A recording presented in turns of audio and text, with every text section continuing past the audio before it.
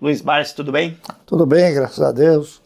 Estou à disposição para conversar com os nossos amigos, é isso? Barsi, o senhor costuma dizer aí que qualquer um pode investir do jeito que você investe e alcançar resultados parecidos com aqueles que o senhor alcançou. Que conselho você daria para alguém que está começando agora e quer investir como o senhor, com o seu método e alcançar resultados parecidos com os seus? É simples. Basta dar início a um projeto como eu tenho, né? Que é o fato de você comprar um pouco por mês. Não precisa necessariamente comprar 1000 ações por mês, mas pelo menos comprar alguma coisa por mês dentro das suas possibilidades financeiras. E se o cidadão não puder comprar 1000 ações, ele pode comprar 100 ações, ele vai ter o mesmo desempenho, na minha opinião, só que talvez ele vá demorar um pouco mais para alcançar um patrimônio um pouco mais robustecido. Agora, não é o fato dele começar com 100 ações, que serão sempre 100 ações. O produto, o resultado dessas 100 ações, eles irão se multiplicando aquilo que ele vai também comprando, que ele vai desembolsando, que ele vai aportando, e cada vez mais ele vai ter uma compra sempre maior e não vai ficar sempre aquelas 100 ações. Agora, o importante é começar, tem que começar. As pessoas perguntam, mas ficam inibidas de começar, de dar início a um projeto como esse. Ainda ontem, eu estava conversando com o senhor, que ele está... Quando você está na beira do abismo e você quer fazer alguma coisa, mas você se sente reprimido, ele falou para mim: "Seu Barsi, mas olha, e se eu comprar um apartamento e pagar aí 5, 6 mil reais por mês, o que o senhor acha?" Eu falei: "Olha, eu acho que o senhor está fazendo um procedimento certo com o ativo errado, porque ao longo do determinado tempo o senhor não vai ter liquidez, vai ser difícil de vender. E outra coisa, jamais o senhor vai poder vender um tijolinho, o senhor vai ter que vender o imóvel inteiro. Se o senhor precisar algum dia de um pequeno valor, o senhor pode vender uma pequena parte, tá entendendo?" E uma outra coisa também que eu disse para ele é o seguinte: um elemento que poucas pessoas dão valor num país como o nosso. As ações, elas escondem o patrimônio. Não é como você ter uma Mercedes, que você está exposto, está todo mundo vendo que você tem uma Mercedes, ou você tem um apartamento, enfim. As ações, ninguém vê que você tem as ações.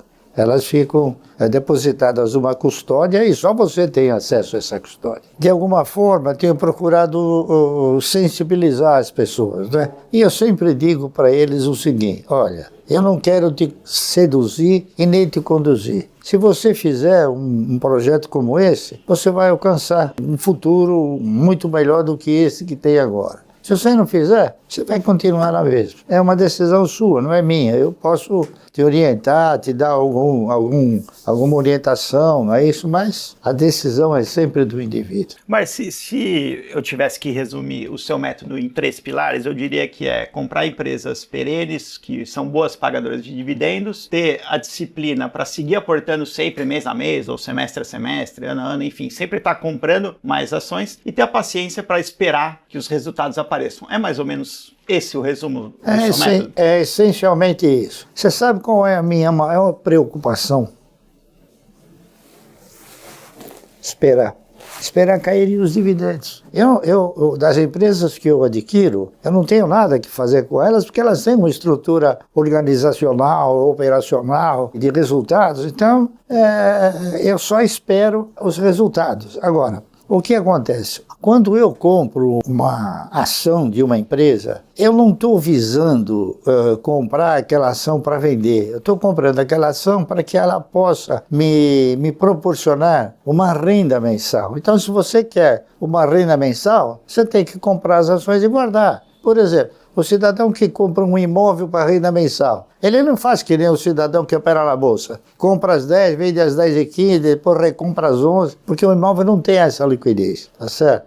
Então, o que eu procuro mostrar é que ele tem que incorporar da sua filosofia, ou tem que incorporar a filosofia de que ele não é um acionista minoritário, que ele é um pequeno dono da empresa. E como pequeno dono, ele tem que seguir a trajetória do dono principal. Quer dizer, por exemplo, O Setúbal, ele não vende o banco às 10 horas e recompra às 10h15, enfim. É isso que tem que fazer, tem que se considerar um pequeno dono do banco. Essa é a postura que o cidadão deve exercitar. E para isso, é preciso que haja tempo, que ocorra tempo. Se ele não tem a condição de comprar um pacote de ações capaz de já lhe proporcionar uma renda mensal, então ele vai fazendo isso daí progressivamente e paulatinamente. E é isso, não tem mistério, tá certo? Então, tem que haver o quê? Disciplina. E ele tem que saber que para se alcançar um resultado mais substancioso, tem que ter paciência.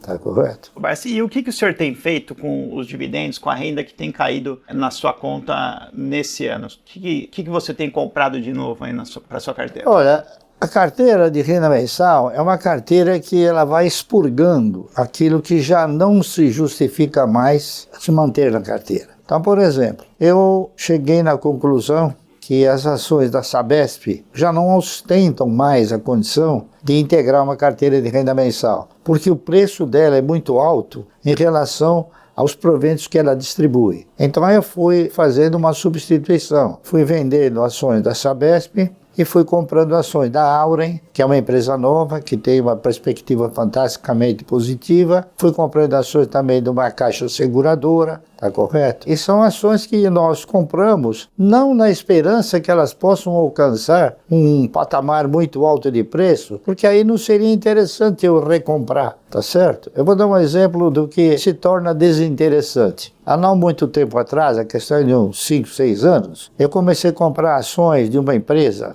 do setor financeiro chamado Banco Mercantil do Brasil. Nós comprávamos esses papéis aí a R$ 3,60, R$ 3,80, até R$ 6. Hoje ela custa R$ 32.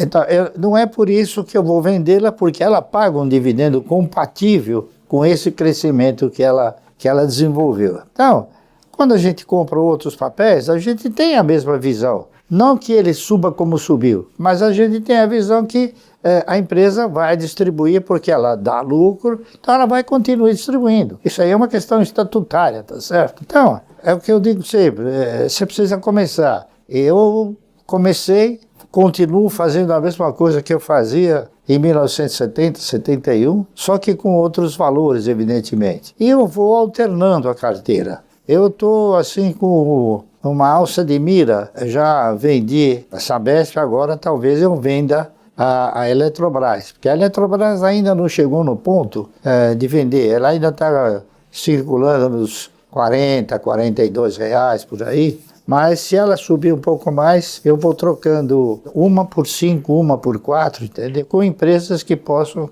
A gente teve analisando também um outro papel, agora eu vou ter que vender as ações da Cielo, é inevitável. E vai ter o quê? Vai ter um volume de recursos. Eu tenho que colocar, no lugar das ações da Cielo, algum papel que ostente a mesma trajetória do que a Cielo, ou seja, que pague dividendo trimestral. Então eu analisei alguns, eu já elegi o papel. Eu estou comprando mais uma instituição financeira. Eu estou comprando ações de um banco chamado Banco Banrisul. Banrisul. É um banco do Sul, é um banco regional. E se vocês não sabem, no Brasil hoje existem somente 5 bancos estatais regionais. E o Banrisul é um deles. É um banco que paga um dividendo aceitável, muito bom, tá certo? Maior do que aquele que era da Cielo, mas custa o dobro, a verdade é essa. Então, mas ele também paga o dobro de dividendo do que pagava a Cielo. Então é um papel que ele tem o quê? Ele tem características perenes, tá certo?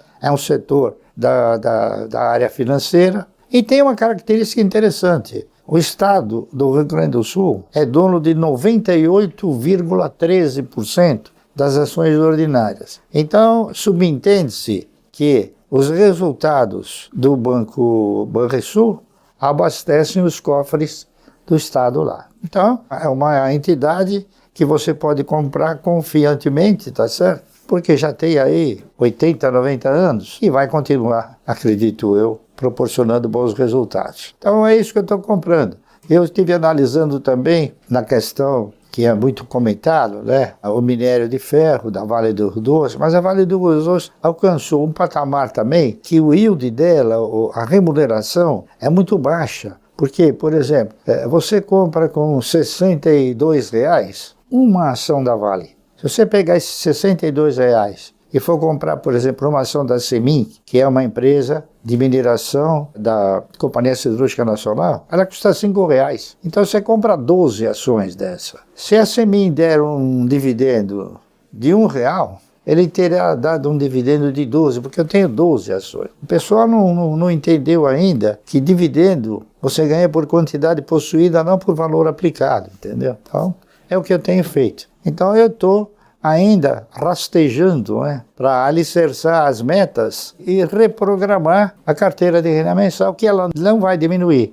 Ao contrário, ela vai aumentar. Sempre aumenta. E o senhor também vai ter que, além da Cielo, o senhor vai ter que realocar algum dinheiro da AES, porque também está tendo a venda para a Auren, né? Não, então, eu vou porque as metas nesses papéis é o seguinte, eu já estou completando uma meta na Auren, que é de 15 milhões, é isso? Estou já bastante próximo de algumas metas que eu coloquei, que é da Caixa Seguradora, falta pouco também para os 15 milhões, enfim.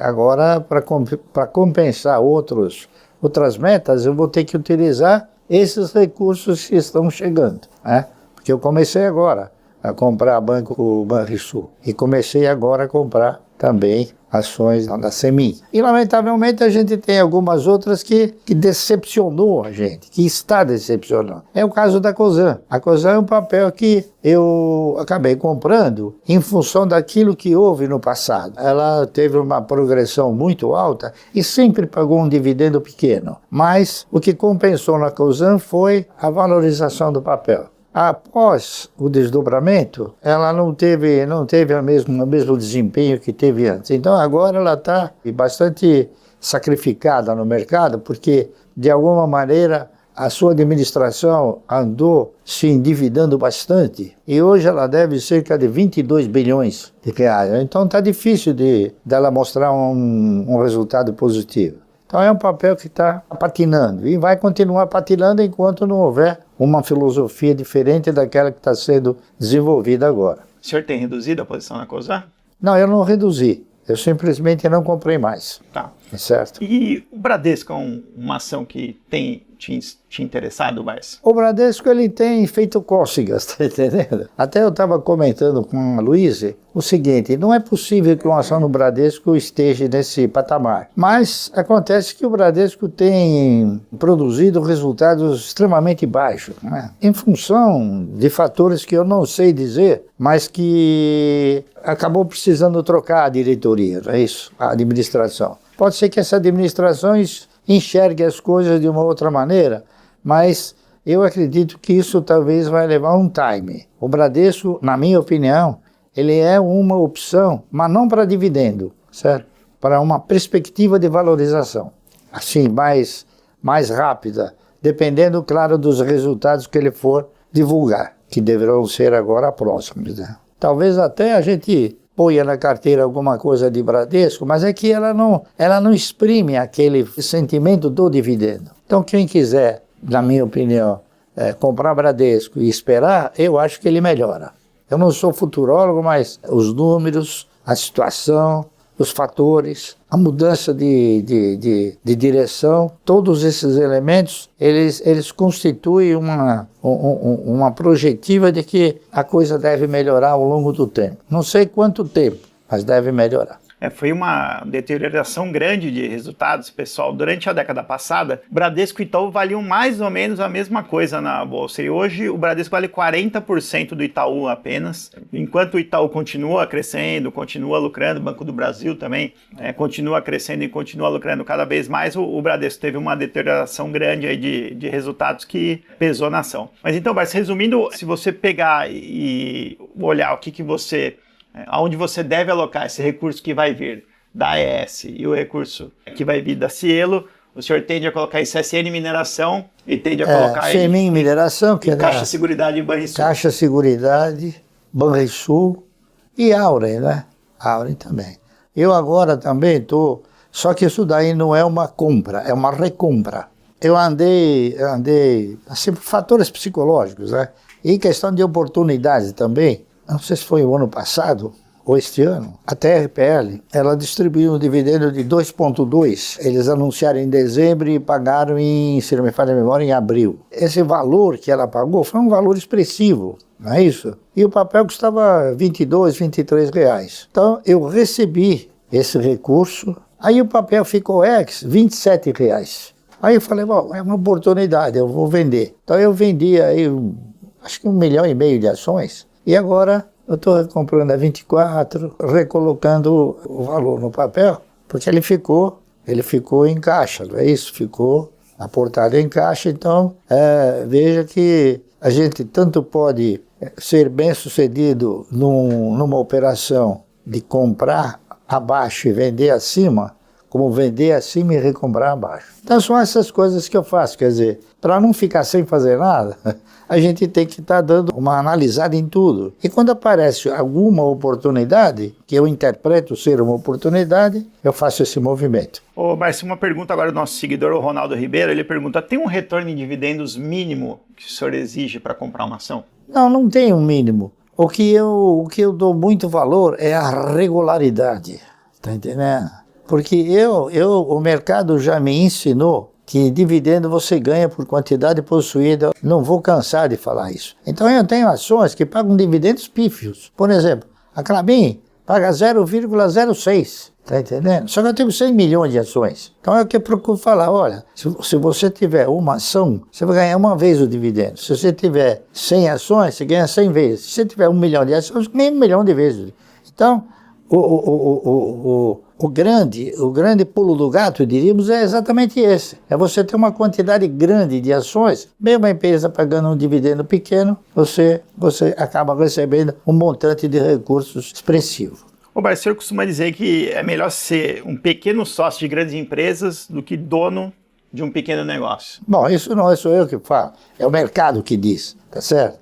Isso aí já é um fator consagrado, porque você pega, por exemplo, quantas empresas que ostentam projetos enormes quebraram e quantos pequenininhos quebraram, né? Então, agora, por exemplo, a pandemia não é que quebraram, é que desapareceu. Donos de um pequeno negócio desapareceram, porque houve um problema sério, problema de saúde, que nós não conhecíamos a gestação do problema. Então, isso aí deu assim margem a que a gente possa interpretar e consolidar essa filosofia de que, ao invés de você ser dono de um pequeno negócio, é melhor você ser parceiro de um grande negócio. Ô, Márcio, o Lula falou isso aqui recentemente, cara, ainda falando aí sobre Brasília. Esse país precisa parar de ter gente vivendo de dividendos e ter gente vivendo de trabalho, de geração de emprego, de geração de renda, porque é isso que faz a economia girar. Você não acha que o problema do Brasil é ter gente vivendo de dividendos? Não. O mundo inteiro tem pessoas que vivem de dividendos. É que o Lula, acho que ele não sabe, mas ele não sabe que o mundo começou não se criando empregos. O mundo se criou, as pessoas olhando para o futuro, procurando desenvolver novas filosofias, novas tecnologias, criando empresas e as empresas criando emprego. O Lula acha que essa situação é invertida. Tem que haver emprego sem haver empresa. Quer dizer, é um pouco difícil, tá certo? Perfeito, Barça. Eu queria pedir para você contar um pouquinho como é que foi a sua carreira no mercado financeiro, Barça. Você foi sócio aí minoritário de corretora, você foi operador de pregão aí durante muitos anos, você escreveu como colunista de jornal aí sobre o mercado financeiro. Conta um pouquinho aí sobre as suas experiências profissionais no mercado financeiro, porque na próxima aula a gente vai tratar desse tema, sobre carreira no mercado financeiro. A minha carreira foi uma carreira tranquila. Eu nunca dei um berro para comprar ou para vender ações, porque eu operava para minha carteira e para a carteira de clientes que compravam os mesmos papéis que eu. Então a minha figura no pregão sempre foi no sentido de acompanhar e produzir a melhor compra para mim e para todos eles, tá certo? Até que chegou uma hora que a CVM passou a exigir coisas ridículas, na minha opinião.